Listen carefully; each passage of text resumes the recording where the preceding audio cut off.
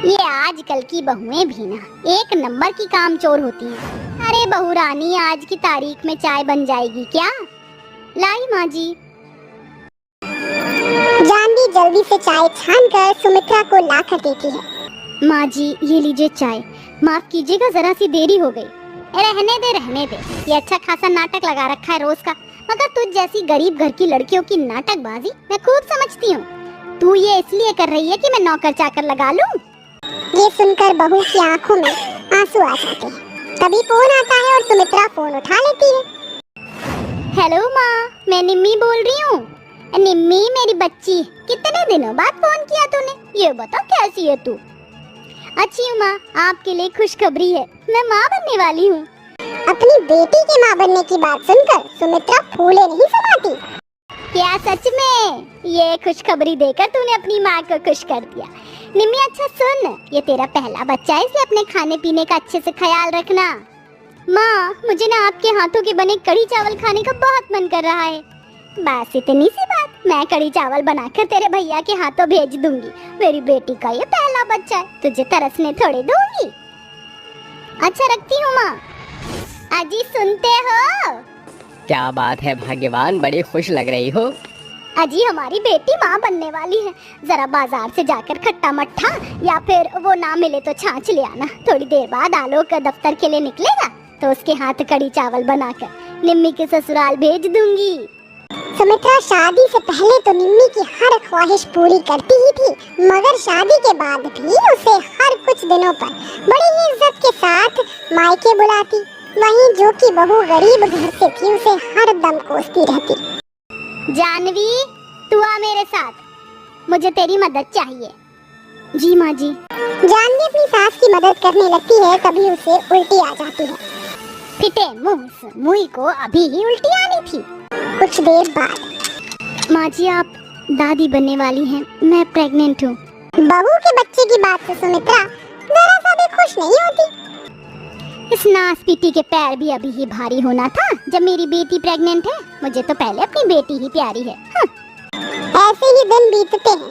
अब सुमित्रा की बहू और बेटी को 2 से 3 महीने हो जाते हैं। तभी निम्मी अपनी माँ को फोन लगाती है।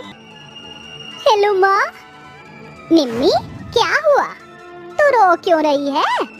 माँ, मेरी सास बहुत कंजूस है। जब देखो मुझे खाने पीने के पीछे टोकती रहती है, रोकती रहती है। माँ, मैं घर आ रही हूँ। तेरा अपना घर है, जब मन करे आ जा। वैसे भी बेटी का पहला बच्चा मायके में होता है। अपनी बेटी के घर आने की खुशी में सुमित्रा उसके मन पसंद का सारा खाना बनाती है। क्या बात है माँ, घर पर कोई आ रहा है क्या? इतना सारा खाना बना रही हो? बस तेरी बहन निम्मी आ रही है आलोक। थोड़ी देर में निम्मी आ जाती है। माँ देखो, मैं आ गई। हे भगवान, देखो तो मेरी बच्ची कितनी कमजोर हो गई है। बहू जल्दी से खाना लगा दे। जी माँ जी। सुमित्रा अपने हाथों से अपनी बेटी को खाना खिलाती है।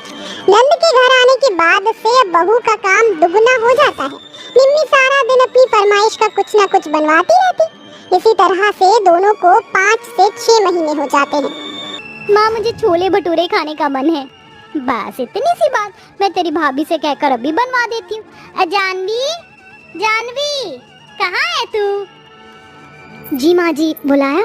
मेरी बेटी को छोले भटूरे खाने का मन है। बाजार से सामान लिया और सुन, 1 पाव कच्चा पनीर भी ले आना। मेरी बेटी का पहला बच्चा है, दूध पनीर खाएगी तभी तो ताकत मिलेगी। माँ जी, बड़े दिनों से मेरा भी रबड़ी जलेबी खाने का मन कर रहा है, थोड़े और पैसे दे दीजिए।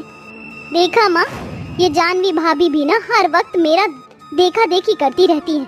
इन्हें अपने गरीब मायके में तो कुछ खाने पीने को मिला नहीं, इसलिए ये बच्चे की आड़ में अपने खाने पीने के शौक पूरे करने पर लगी हुई हैं। ननद जी, आपके साथ साथ मेरा भी ये पहला बच्चा है और ऐसी हालत में ये सब खाने पीने का मन तो करता ही है। बहुत ज्यादा मुंह खोलने की जरूरत नहीं है। वैसे भी आजकल के हलवाई मिलावटी मिठाई बनाते हैं, उससे बच्चे को नुकसान होगा। चुपचाप से घर की दाल रोटी खा, वही ठीक है। ये कहकर सुमित्रा कंजूसी करते हुए बात को टाल देती है, मगर जानवी को अपनी सास का किया गया फर्क समझते देर नहीं लगती। मगर शाम को सुंदरलाल अपनी बहू को चोरी से रबड़ी जलेबी लाकर देते हैं। जानवी बहू, ये लो, तुम्हें रबड़ी जलेबी खाने का मन था ना, मैं तुम्हारे लिए ले आया हूँ। देखो बहू, मैं तुम्हारी सास को बदल तो नहीं सकता, मगर एक ससुर होने का फर्ज तो निभा ही सकता हूँ। सुंदर लाल के जाते ही जानवी जलेबी खाने वाली होती है, तभी सास उसके मुंह के आगे से वो निवाला भी छीन लेती है। ला दे ये मुझे बड़ी आई रबड़ी जलेबी खाने वाली। देखा माँ, मेरी ये भाभी भैया और पापा के सामने ऐसे बेचारी बनकर दिखाती है जैसे हम इस पर कितना अत्याचार करते हैं, इसे खाने को नहीं देते। ननद जी, एक प्रेग्नेंट औरत को उसके मन का खाना भी नहीं मिल रहा है, ये अत्याचार नहीं है तो और क्या है? माँ जी, नंद जी के साथ मेरा भी तो ये पहला बच्चा है, मगर आपको बस अपनी बेटी के खाने पीने का ख्याल रखना है, बहू का नहीं। ये फर्क ही तो है। मेरे आगे ज्यादा बड़बोली बनकर दिखाने की जरूरत नहीं है जानवी बहू। और रही बात बच्चे की, तो हर लड़की का पहला बच्चा उसके मायके में होता है, मगर तेरे गरीब मायके वाले तो तुझे लेने भी नहीं आए, क्योंकि उनका खर्चा जो बढ़ जाता। जा चली जा, क्यों नहीं जाती अपने मायके, वहीं कर लेना अपना पहला बच्चा पैदा। मेरी बेटी मेरे घर की रानी थी और हमेशा रहेगी, तुझे जितना जलना है जलती रहे। बेचारी बहू को ऐसी हालत में भी खुश रखने की बजाय दोनों सास ननद उसे ताने देकर चली जाती हैं। तभी दरवाजे की आड़ में खड़ा आलोक सब कुछ सुन लेता है और अंदर आकर कहता है, जानवी, तुम्हें ये सब कुछ सहने की कोई जरूरत नहीं, हम अलग हो जाएंगे। वैसे भी मैं इतना कमा लेता हूँ कि तुम्हें और अपने होने वाले बच्चे को अच्छे से खिला लूंगा। नहीं आलोक जी, मैं ऐसा नहीं कर सकती, वरना लोग यही कहेंगे कि एक बहू ने एक बेटे को उसकी माँ से अलग कर दिया या फिर उसका घर तोड़ दिया।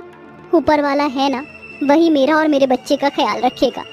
ऐसे ही समय बीतता है। निम्मी सारा दिन अपने कमरे में सोई रहती, एक तिनका भी नहीं हिलाती। सुमित्रा उसे 9 महीने फल फ्रूट जूस सब कुछ खिलाती।